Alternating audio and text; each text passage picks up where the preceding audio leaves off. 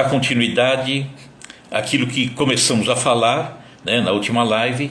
Já estamos falando, aliás, há algumas lives, sobre o sermão profético ou escatológico, que é aquilo que Jesus deixou um pouquinho antes de partir e que alertava sobre uma mudança na terra. E natural. Por quê? Porque a terra, com o passar do tempo, nós vamos ver as pessoas cada vez mais envolvidas nas seduções da matéria, buscando tudo, que é o poder, o egoísmo, a ganância, tudo isso. É natural que chegaria uma hora em que as coisas iriam se saturando, ficando cada vez mais difíceis. Mas ele disse, olha, vai chegar um momento em que vai dar uma ajeitadinha, que a humanidade entendeu como juízo final, né? Alguém apontando o dedo, mandando para o inferno, aquela coisa toda, mas isso aí foi pintado pela religião ou pelas religiões ao longo dos séculos. E a doutrina espírita, que é raciocinada, a fé raciocinada, estudada, buscando compreender realmente com lógica, com justiça as coisas. Nós vemos que de fato a mudança já está aí, mas não daquela forma absurda, que vai ser destruído, o Pai vai eliminar os que não foram bons. E quem é bom? Tem alguém que é totalmente bom? Óbvio que não, né? Então é isso que nós estamos buscando entender para nos prepararmos, porque essa mudança que já está acontecendo não é um acontecimento, um evento, pum, acabou, mudou. Não, isso aí é um processo que já vem de algum tempo, já vem de muitos anos e ainda vai levar muitos anos pela frente para essa transição. Nós vamos ver como que as coisas acontecem e acontecem de uma forma serena, né? Então não tem nada de coisa mágica, trovão e... Não, nada. É um processo natural, tá? Então nós vamos dar continuidade. A semana passada, ou a semana retrasada, porque a semana passada tivemos um problema com a internet, nós falamos sobre o casamento na época de Jesus. Preparando para hoje, que hoje nós vamos falar sobre a parábola das 10 virgens. Falamos então, na última live, sobre o casamento na época de Jesus, como que acontecia. A noiva ficava lá num lugarzinho separado, acompanhada de 10 virgens, 10 mocinhas como ela, né? E naquela época não tinha mais do que 12, 13 anos, não. Era a idade normal de um casamento para a mulher. E ficava aguardando a chegada do noivo. O noivo iria ao encontro da noiva, ele que se encontrava na sua casa, acompanhado de um amigo, né, de um padrinho, e as 10 virgens com a noiva seriam uma espécie de madrinhas. E aí quem determinava a hora de ir ao encontro da noiva era o pai do noivo, tá? E aí ele ia, encontrava com a noiva, as 10 virgens carregavam as suas lâmpadas e teriam que acender a lâmpada, porque se fosse alta hora da noite, teriam que ir para o local onde aconteceria o casamento e precisariam iluminar o caminho. Então era necessário que levassem a lâmpada acesa, óbvio, né? Para seguir o trajeto. Então isso era o casamento na época de Jesus. Então nós vamos agora falar sobre a parábola das 10 virgens, que também faz parte do sermão escatológico ou profético de Jesus, dias antes dele partir, né, de ser morto, e que alertava então sobre a necessidade de estarmos preparados para essa transição que a Terra haveria de passar, e já está passando. Então é necessário buscar um entendimento, né, uma condução para a sua vida, uma condução moral melhor, né? E não há nada melhor do que você aprender e colocar à disposição do próximo. Então, a parábola das 10 virgens é um alerta maravilhoso para que a gente procure estar pronto, né? Eu vou ler aqui a parábola, peço que prestem bem atenção, porque depois nós vamos comentando ao longo do tempo. E diz assim, está no Evangelho de Mateus. Então o reino dos céus será semelhante a 10 virgens que, tomando as suas lâmpadas, saíram ao encontro do esposo. Não o esposo dela, elas eram madrinhas, né? Ao esposo da noiva, óbvio. E 5 delas eram prudentes, e 5 imprudentes. As imprudentes, tomando suas lâmpadas, não levaram o azeite consigo, o combustível, né? Para que a lâmpada viesse a ser acesa no momento oportuno. Mas as prudentes levaram azeite em suas vasilhas com as suas lâmpadas. E, tardando o esposo, tosquenejaram todas, começaram a cochilar, né? E adormeceram. Então, todas aquelas virgens se levantaram, porque alguém gritou: aí vem o noivo! E elas levantaram. As prudentes levantaram, assim como as imprudentes. Só que as imprudentes se dirigiram às prudentes dizendo, porque a lâmpada delas sem azeite não acendia: dai-nos do vosso azeite, porque as nossas lâmpadas se apagam. Mas as prudentes responderam dizendo: não seja caso que nos falte a nós e a vós. Se dermos o azeite, vai faltar para as duas. Ide antes aos que o vendem e comprai-o para vós. E tendo elas, as imprudentes, ido comprá-lo, chegou o esposo, e as que estavam preparadas entraram com ele para as bodas, e fechou-se a porta. E depois chegaram também as imprudentes que haviam saído para comprar o azeite, dizendo: Senhor, Senhor, abre-nos. E ele respondendo disse: em verdade vos digo que não vos conheço. Vigiai, pois, porque não sabeis o dia nem a hora em que o Filho do Homem é a maneira como o próprio Jesus se intitulava, né? Então, não sabe a hora que o Filho do Homem há de vir. Então, é preciso sair daquele aspecto formal de uma cerimônia de casamento. Porque às vezes na cerimônia de casamento as pessoas estão muito mais preocupadas em ver o vestido da noiva, se está bonito, como está vestido o noivo, a madrinha, padrinho, aquela coisa toda.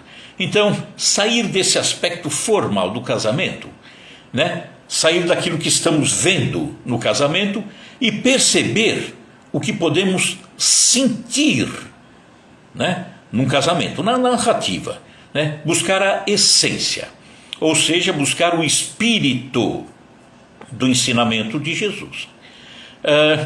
Muitas vezes, já no passado, o próprio judeu ele era muito preso à lei e ficava tão amarrado à lei que ele não conseguia enxergar a beleza de todo um ensinamento que eles traziam de séculos e séculos. Só para ilustrar, vamos lembrar da família dos discípulos, Tiago Maior e João. Eram 2 irmãos, filhos de Zebedeu e Salomé. Quando Jesus começa a convidar os homens, os 12, para segui-lo, ele convida João e Tiago. E os 2 eram jovenzinhos, ficaram animados, aquela coisa toda, aceitaram o convite, mas correram para conversar com os pais. Chegando lá, a mãe, Salomé, tinha uma visão, né, bonita, cuidava dos filhos, mas tinha uma visão material. E ela corre para ver o que é esse Jesus, o que é esse reino, se por acaso vai ser implantado um reino naquele local tão pequenininho, a Galileia, junto ao mar da Galileia. Então, Salomé corre para ver se arranjava uma boquinha para que os 2 filhos se sentassem, um à direita, outro à esquerda, naquele reino, que era a maneira como ele entendia. Jesus disse: mãe, não é assim, né? Será que eles vão querer beber do cálice que eu vou beber? Ou seja, do sacrifício? Ela não entendeu. Aí o marido, Zebedeu, vai até Jesus, mas ele carregava toda a dureza da lei. Ele seguia de uma forma inflexível a lei dos judeus. E ali Jesus começa a narrar, e Zebedeu vai se sensibilizando com tudo aquilo, se emocionando, e chora, porque o ensinamento de Jesus, tão bonito, né? E ali, no momento em que Zebedeu, de fato, compreendeu a essência do ensinamento de Jesus, que vinha completar o ensinamento judaico, mas de uma maneira tão diferente, com amor, né? Com muito amor, com compreensão, com amor ao próximo. E aí Zebedeu começa a chorar, e olha a beleza quando Zebedeu descobriu a essência e saiu daquela parte que todos se colocavam, naquela parte visível, a vala comum do ensinamento. Jesus diz assim a Zebedeu: chora, Zebedeu, porque as tuas lágrimas de hoje são formosas e benditas. Temias a Deus, agora o amas.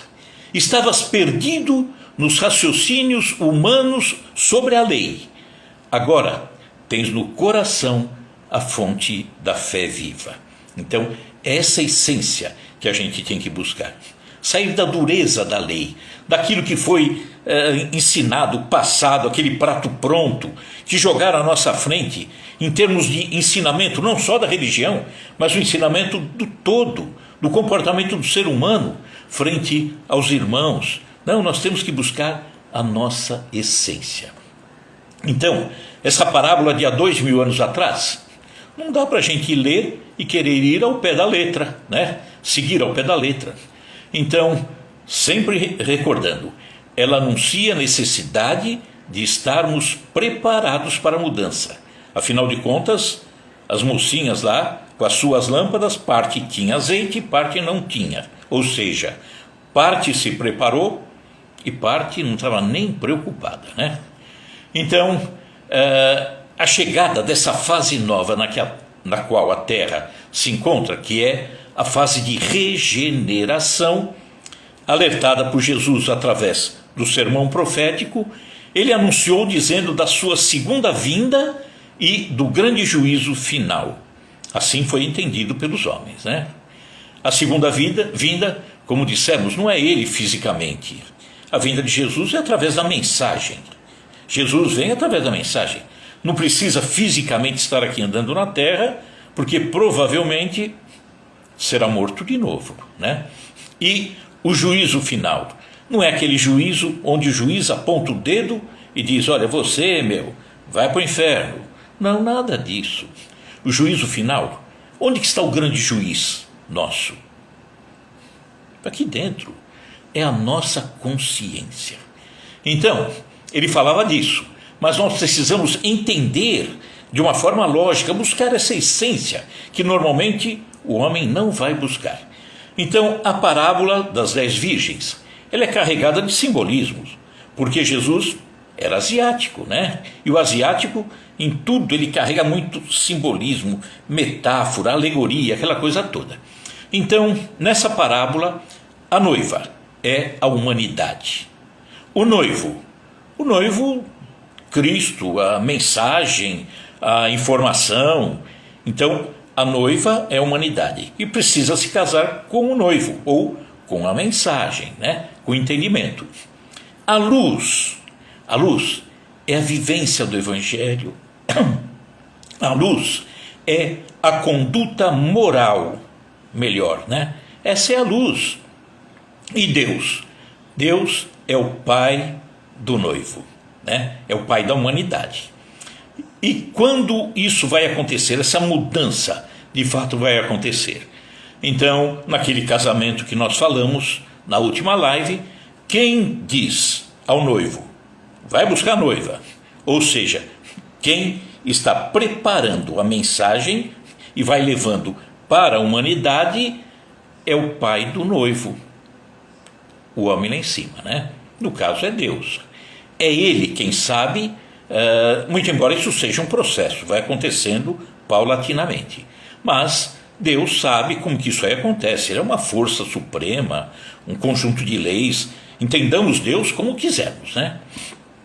O próprio Jesus disse, está narrado em Mateus, que diz assim, o próprio mestre falando: quanto ao dia e à hora, é simbolismo, não é um momento, tá?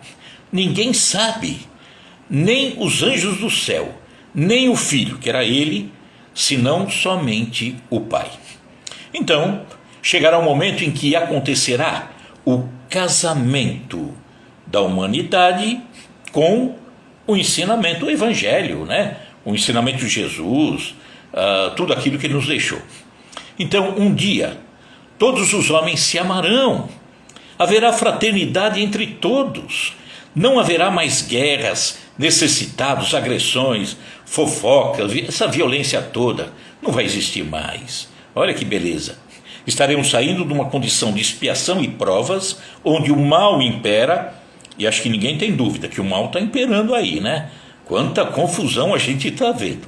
E vai começar uma fase, já começou, uma fase nova de regeneração, onde o mal vai perdendo força e no lugar do mal vai ficando bem. Nós estamos vendo, hein? Quantas crianças chegando, né? Nascendo, com uma condição diferente, uma capacidade maravilhosa, mesmo a humanidade de um modo geral, quantos buscando uma vida melhor, né? Uma convivência em família melhor. É que aqueles que caminham pelo lado do mal fazem muito barulho. Esse é o problema, né? Então, essa evolução é que está nos levando à condição de regeneração, que ainda vai levar muitos anos pela frente. E a seleção? Como que vai acontecer? O mal, ou aquele que ainda não aprendeu bem, né? Porque ninguém é mal, totalmente mal. Aquele que insiste em não aprender e aquele que já está buscando um entendimento melhor. Essa seleção vai acontecer de uma forma natural, normal, através de um processo chamado desencarne e reencarne. Pronto, olha como é simples, né? Se você não sabia, fique tranquilo. Em algum momento você vai desencarnar. Nós vamos todos para o outro lado. E depois deveremos retornar. Assim é a expectativa, né? Então, quando as pessoas, muitas vezes, né, conversando, as pessoas dizem: esse mundo está tão ruim, isso aqui não tem mais solução. Eu falo, se continuasse nessa batidinha, sem nada novo, eu diria que é meio difícil mesmo ter solução, né? Mas vai mudar sim, e não há outra forma de mudar, é essa, é desencarnar, todo mundo vai, e na hora de retornar, nem todo mundo vem.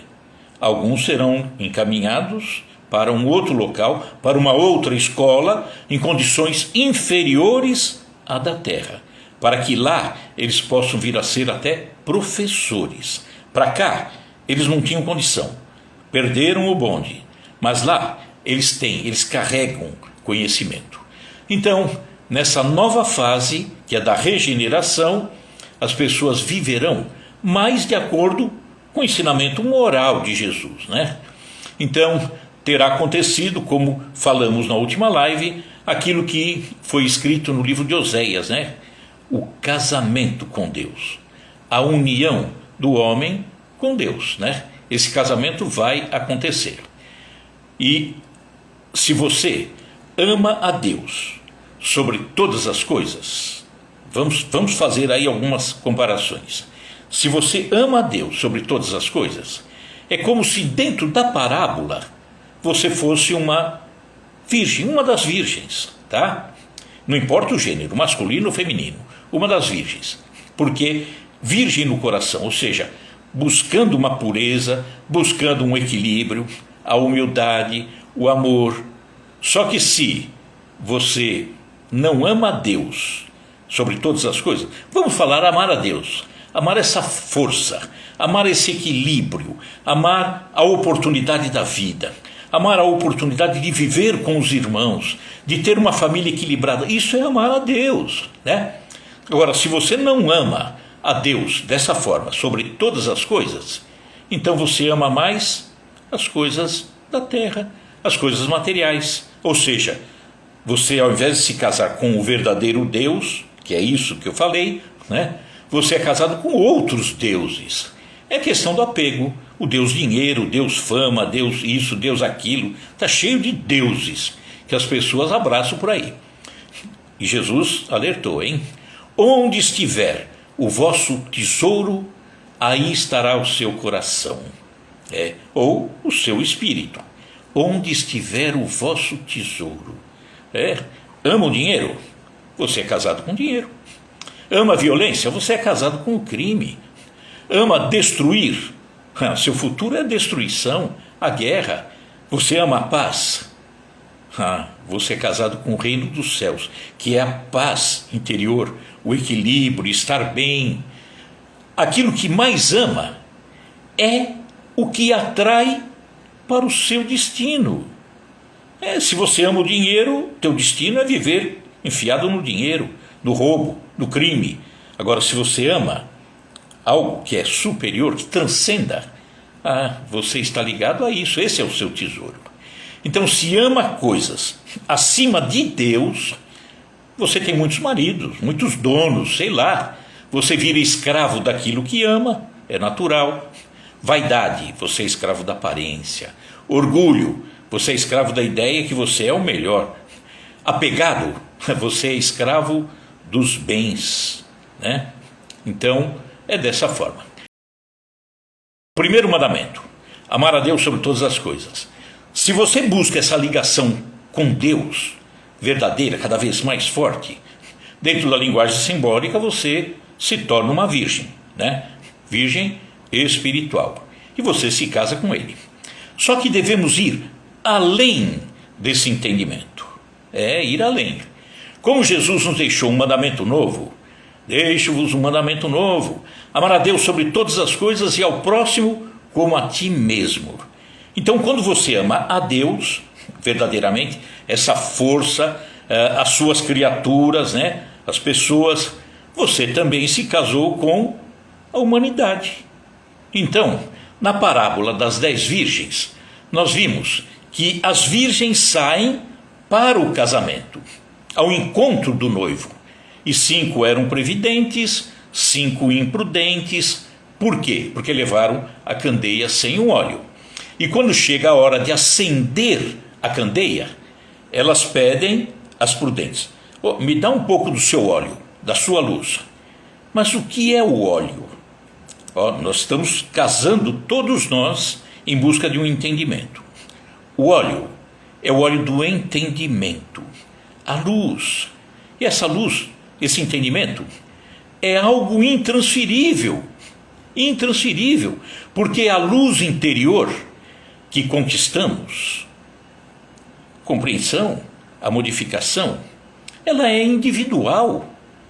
A iluminação interior é conquista individual, porque senão todo mundo conquistava. Quem conquista? Quem se esforça. E aquelas imprudentes, na parábola, eram aquelas que perderam a oportunidade de conseguir o seu combustível. Olha o alerta que ele nos dá e que nós estamos querendo passar agora. Nós estamos nessa mudança, nessa fase, nessa transição. Não vale a pena perder tempo, não, né? Então, se é para buscar o combustível, né, o conhecimento, o entendimento, a luz, tem que ser para ontem. E elas saíram, as imprudentes saíram em busca do óleo, mas já era tarde. E não tiveram a oportunidade de estar junto do noivo, né, que na parábola era Jesus. Ou elas não tiveram a oportunidade do retorno à terra quando da regeneração, nessa fase de regeneração. Como nós dissemos, a seleção das pessoas vai acontecer em razão do desencarne e do reencarne. Quem não conquistou um entendimento melhor, uma bagagem melhor, um tesouro melhor, vai desencarnar. Quem conseguiu mais conquistas, conseguiu uma iluminação maior, uma compreensão maior, também vai desencarnar. Só que na hora de reencarnar, um vem, outro, infelizmente, não tem como. Já falamos em lives anteriores, é como aquele colégio que dava prioridade a alunos da primeira à quarta série do fundamental. Muitos insistiram em ficar repetindo a primeira, segunda, e outros fizeram questão de lutar, chegar na quarta, estão ansiosos para mudar, ir para a quinta série. E de repente a escola diz: olha, não vamos ter mais da primeira à quarta série, nós vamos ter da quinta à nona série. Bom, tudo bem, aqueles que se esforçaram vão ser matriculados na mesma escola. E os que não se esforçaram, que insistiram em ficar repetindo o ano, primeiro e segundo ano, primeiro e segundo ano, meu amigo, vai procurar outra escola, será levado a uma outra escola. Então, essa parábola das 10 virgens nos leva a pensar sobre a luz que cada um de nós tem. Isso é fundamental, né? Falei, a gente tem que buscar desde ontem, não hoje, mas a gente tem que saber a luz que tem, a busca que está fazendo, o empenho que está buscando, né? O que nós estamos fazendo? Que luta é essa? Então, nós temos que buscar essa luz. Deixa eu só voltar aqui. Só mais um pouquinho, que saiu da página. Então, nos leva a pensar sobre essa luz que temos, a analisar como estamos conduzindo a nossa própria vida. Como que a gente está levando a nossa vida? Deixa a vida me levar, a vida leva eu e não faz nada, né? Muita gente vive assim. Como andam as coisas na busca dessa nossa evolução? A gente tem se preocupado ou faz de qualquer jeito? Estamos preparados para esse momento de transição? Será que estamos? Já estamos num momento de transição, né? Nessa fase de transição. Ou então, será que não teremos mais a oportunidade de reencarnar aqui na Terra? Olha, vale a pena, porque para onde iremos se não conquistamos a nossa luz, o nosso equilíbrio, o nosso entendimento? Iremos para mundos primitivos. Vamos chegar em mundo primitivo que não vai ter TV a cabo, não vai ter freezer, geladeira, não vai ter nada, né? Mundo primitivo. Vale a pena permanecer aqui na Terra. Então seria bom pensarmos muito a respeito. Será que colocamos a nossa evolução, né, a busca dessa luz, desse entendimento, na mão dos outros? Fizemos isso durante tantos séculos. Quem dizia o que eu ia comer em termos de religião, ou seja, aquilo que eu ia me alimentar, era o dirigente religioso. Era questão do prato pronto. Olha, é assim. E você não podia discutir. Se você discordasse, herege e não sei o quê, aquela coisa toda que as religiões ao longo do tempo fizeram, né? E hoje, será que estamos colocando essa busca, né, na mão dos outros também? Alguém que diz para mim, é assim e não é assado? Tudo aquilo que dizemos aqui, por gentileza, não acreditem cegamente. Não acreditem cegamente. Pensem, busquem, discutam, até para discordar. E aquilo que ele falou lá é bobagem. Se é bobagem, joga fora. Aquilo que ele falou serve, então fica com a parte que serviu. É simples, simples assim. Só que ao longo de séculos, tudo aquilo que o dirigente religioso falava, não tinha discussão, não. Você tinha que ficar com aquilo e acabou, e morreu. Mas nessa fase de mudança que já estamos, será que estamos colocando na mão dos outros essa nossa luz, ou capacidade, ou busca de luz? Será que nos envolvemos com as coisas da alma com seriedade?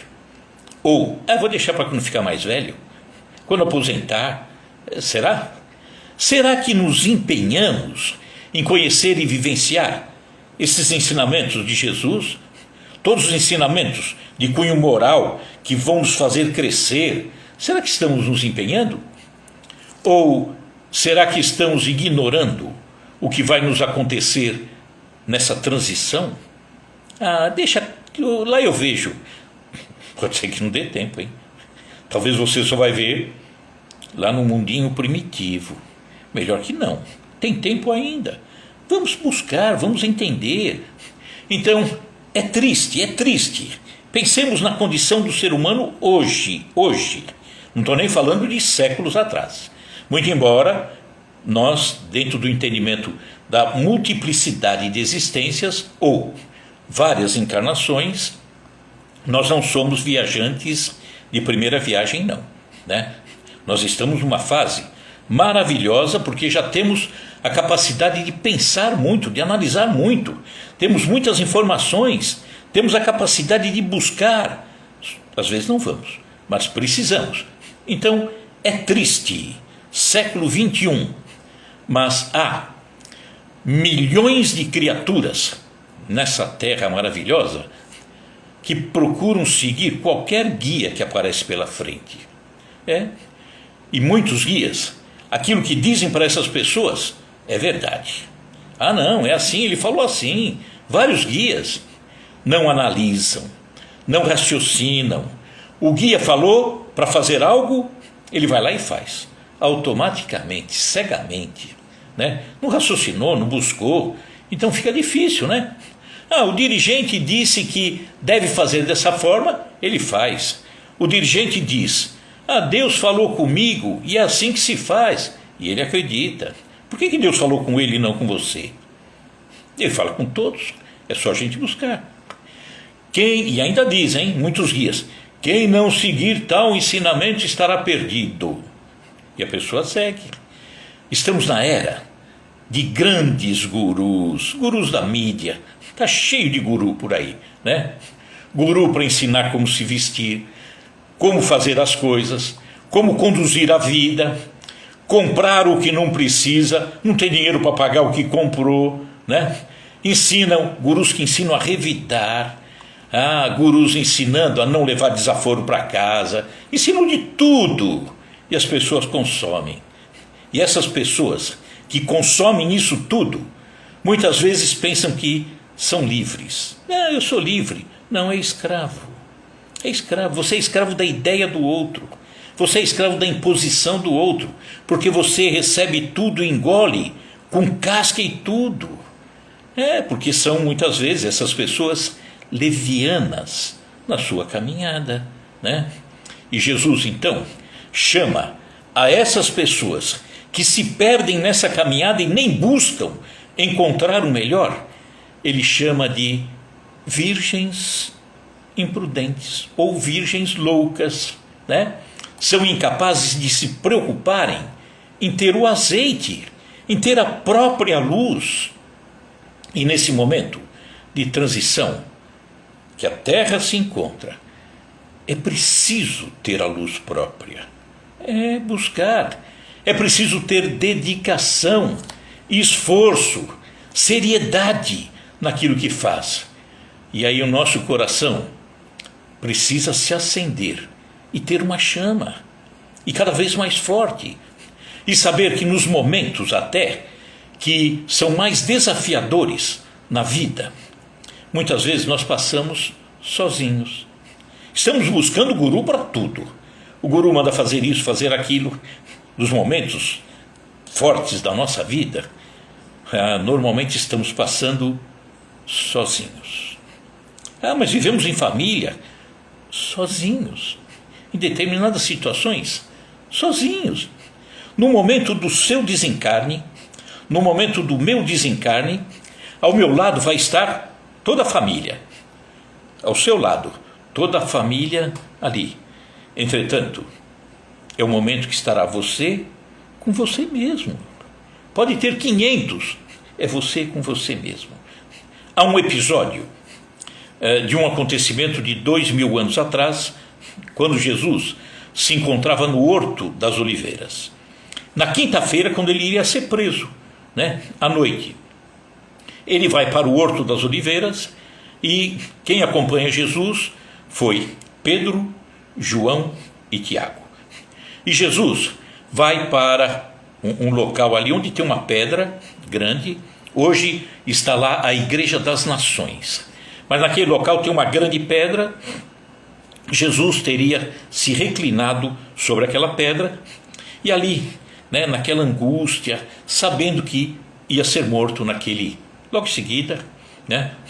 Então ele pede aos 3 discípulos que ficassem vigilantes. E ele sai para fazer a prece.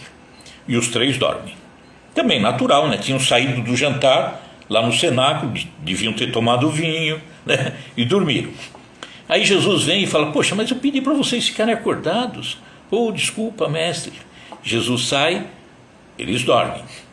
E aí, Jesus vem, os oficiais vêm, prendem Jesus, levam Jesus até o palácio de Caifás, e João, a exemplo de Pedro, que negou Jesus por 3 vezes, João também ficou angustiado. Puxa, o mestre pediu para que eu ficasse acordado, atento, nem isso eu fiz, e ficou angustiado com aquilo. Carregava em si essa dor. Errei. Mas diz que passado alguns dias, Jesus já morto, ele aparece a João. E João diz: olha, mestre, eu carrego essa angústia aqui porque eu dormi, vacilei naquela hora. E aí Jesus diz: olha, João, até naquele momento eu estava passando uma lição. A lição de que, nos momentos críticos da sua existência, da existência de cada um, as pessoas passam sozinhas.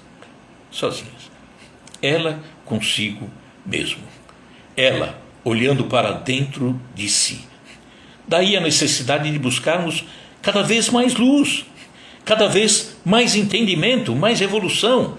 Precisamos acender luzes em nós mesmos. E isso se chama espiritualizar-se. Não tem nada a ver com religião. Eu tenho que ser católico, evangélico, espírita. Não tem nada a ver com isso. Espiritualizar-se.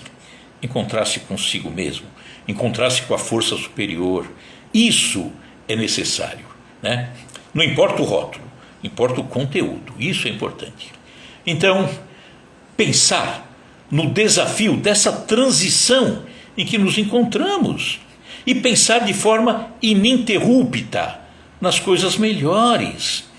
Faça um teste. Vamos todos nós fazer um teste. Anote o que eu vou fazer também, o que você pensa durante o dia. E tudo que você pensa durante o dia. Nas coisas que você faz. Nas críticas que dirige aos irmãos, aos outros. Nas alegrias que tem e que você espalha para os outros. Nas tristezas que você provoca no coração dos outros. Nas oportunidades que você concede aos outros. Chega no final do dia, pensa sobre tudo isso. Por quê? Porque a somatória disso tudo é o que você realmente é, o que eu realmente sou. Então temos que ter consciência disso tudo. Santo Agostinho já dizia: no final da noite, no final do dia, à noite, pare diante de um espelho e se interrogue. O que foi que você fez que não devia ter feito? O que você não fez e deveria ter feito, né? Então, temos que fazer isso, mas com sinceridade. Não nos camuflarmos, querendo ser o que realmente nós não somos, né? Em espírito, nós somos e acabou. Não dá para tapear. André Luiz, o grande André Luiz, em um livro, não recordo exatamente qual foi, ele diz que, em espírito, ele viu uma mulher encarnada, um corpo bonito, uma moça muito linda, e de repente, no momento em que ela adormece, o espírito se desgarra. A mulher era linda, o espírito era de uma bruxa. A beleza estava só na forma física.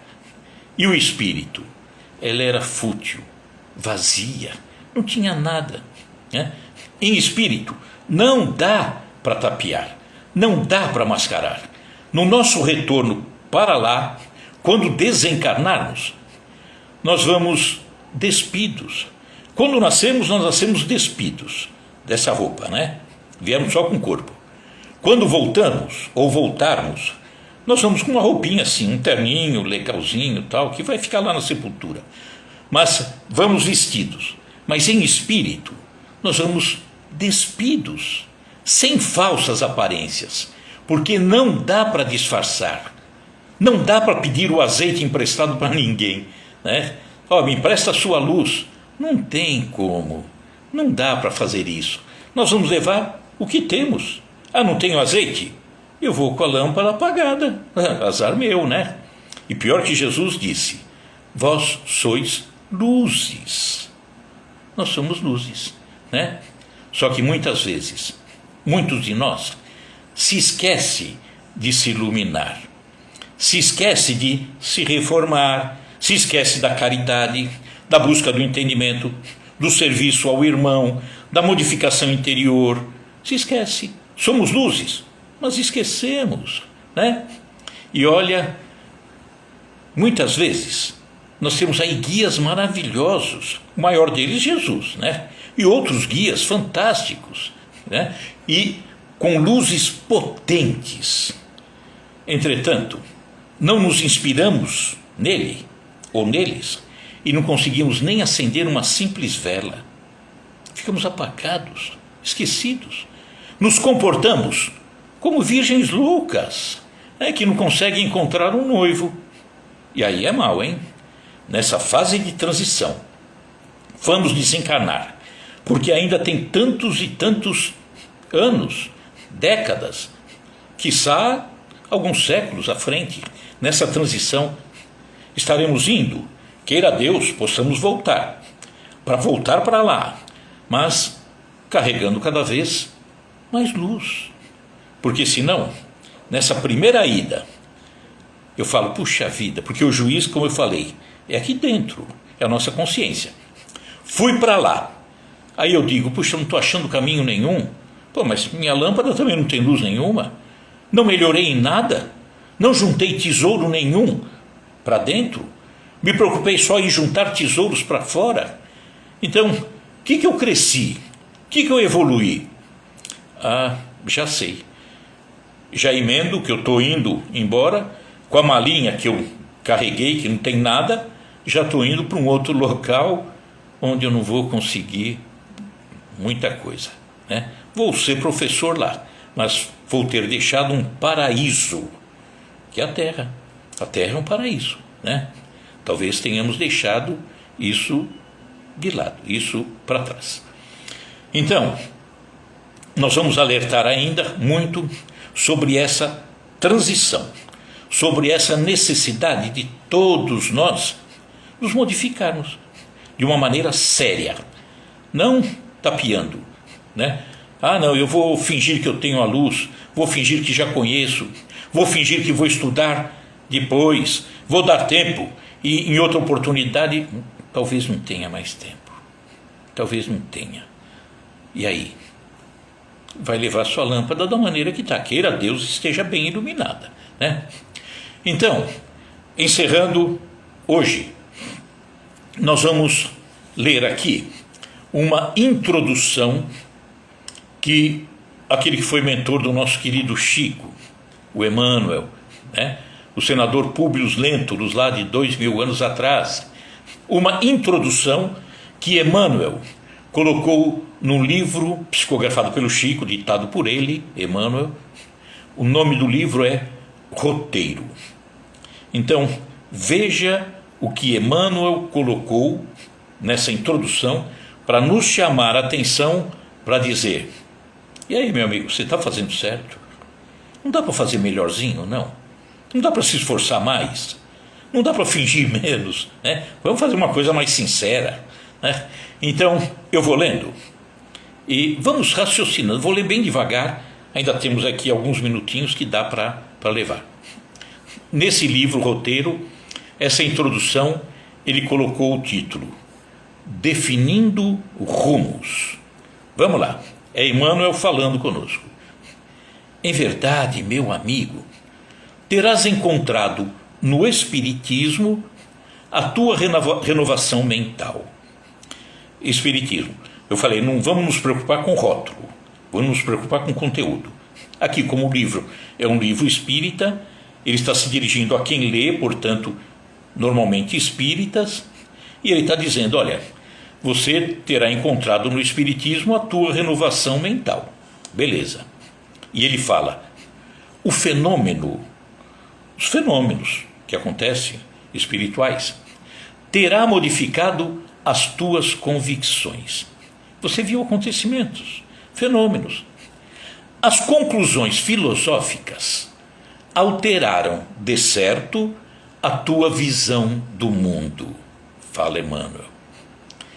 E continua: admites agora a imortalidade do ser. Você é imortal, eu sou imortal. Sentes a excelsitude do teu próprio destino. Sabemos, somos imortais, temos um destino, um caminho pela frente. E Emmanuel diz agora sim. Mas, e esse mas pesa, né? Mas, se essa transformação da inteligência não te reergue o coração com o aperfeiçoamento íntimo, já começou a chamar a atenção. Se essa transformação da inteligência não te reergue o coração para o aperfeiçoamento íntimo, se os princípios que abraças não te fazem melhor, você só abraçou os princípios, não mudou nada, à frente dos nossos irmãos de humanidade. Ou seja, você não mudou nada com relação aos irmãos, ao próximo. Para que te serve o conhecimento? Para quê? Bagagem morta. Se uma força superior te não educa as emoções, se a cultura te não dirige para a elevação do caráter e do sentimento, que fazes do tesouro intelectual que a vida te confia? Um tesouro morto. Não está fazendo nada. Continua Emmanuel. Não vale o intercâmbio somente pelo capricho atendido. Não, eu num contato espiritual, olha, me ajuda, eu estou com um problema aqui, estou com uma doença. Não vale só por isso, não. Continua Emmanuel. A expressão gritante do inabitual pode estar vazia de substância. Talvez esteja falando muito e não fazendo nada. A ventania, continua Emmanuel, a ventania impetuosa que varre o solo com imenso alarido, barulheira, costuma gerar o deserto, enquanto que o rio silencioso e simples garante a floresta e a cidade, os lares e os rebanhos. Nada de barulheira. Faça de uma maneira serena, constante. Continua Emmanuel. Se procuras contato com o plano espiritual, recorda que a morte do corpo não nos santifica. Não, tem gente que diz, nossa, agora ele está bem, né? Morreu, ele está bem nada, ele continua sendo o que ele era, rigorosamente igual. Além do túmulo, fala Emmanuel, há também sábios e ignorantes, justos e injustos, corações no céu e consciências no inferno purgatorial. Tem de tudo do outro lado. As excursões no desconhecido reclamam condutores, Emmanuel fala. Então quero caminhar para algo que eu não conheço, não me lembro agora, porque ao vir para a Terra, a nossa lembrança é temporariamente apagada. Então, as excursões para lá reclamam condutores, mas bons condutores.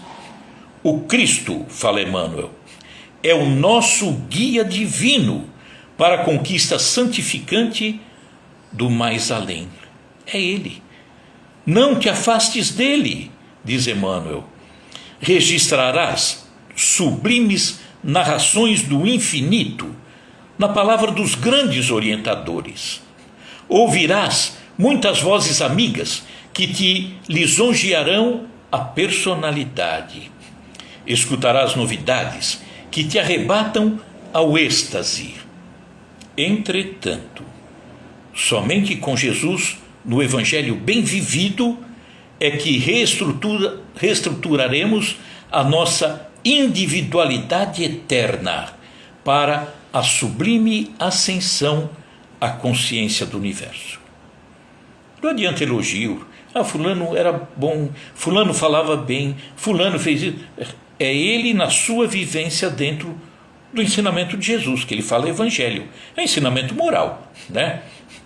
E aí Emmanuel continua: estas páginas despretensiosas constituem um apelo à congregação de nossas forças em torno do Cristo, nosso Mestre e Senhor.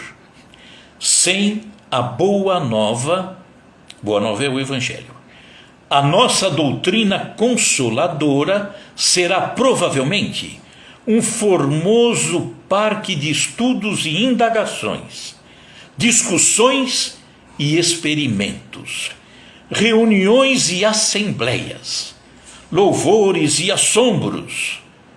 Mas a felicidade não é produto de deduções e demonstrações. Discute-se muito e faz-se pouco. Não se transforma. Não adianta discutir. E aí ele arremata dizendo: busquemos, pois, com o celeste benfeitor, a lição da mente purificada, do coração aberto à verdadeira fraternidade, das mãos ativas na prática do bem. E o Evangelho nos ensinará a encontrar no Espiritismo o caminho de amor e luz para a alegria perfeita. Ele diz aqui no Espiritismo: você professa outra religião?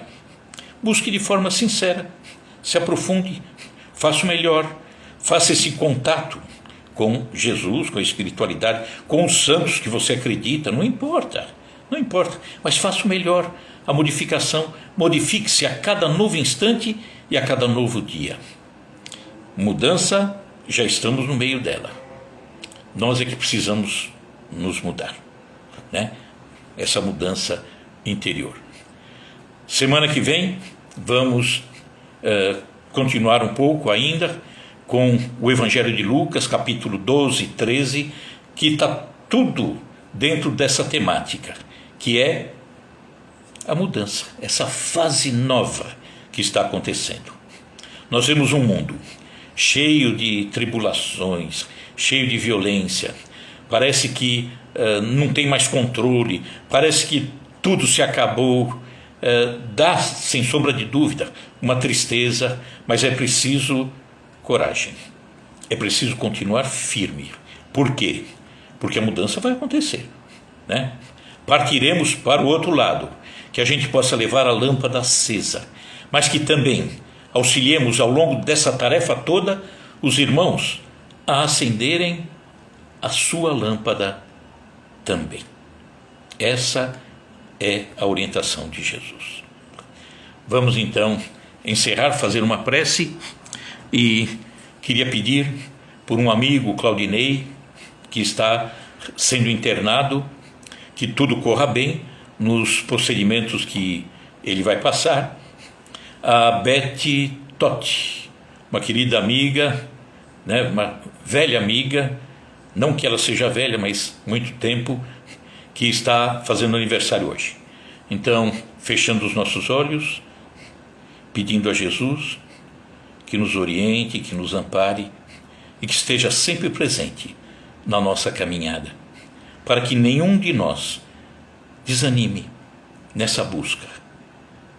Quanto mais dificuldade encontrarmos, mais necessidade temos de procurar o melhor. Que assim seja, graças a Deus. Forte abraço, amigos. Estou vendo aqui Jefferson Filho, tudo bom? Renato Barbosa de Oliveira. Da viagem, né, Renato? Abraço. Vera, quem mais tem aí? Lilian Urbana, acho que é isso, né? Urbana Vícios. Elizabeth Costa, um abraço. Andréia Haddad, Landinha. Então, grande abraço, pessoal.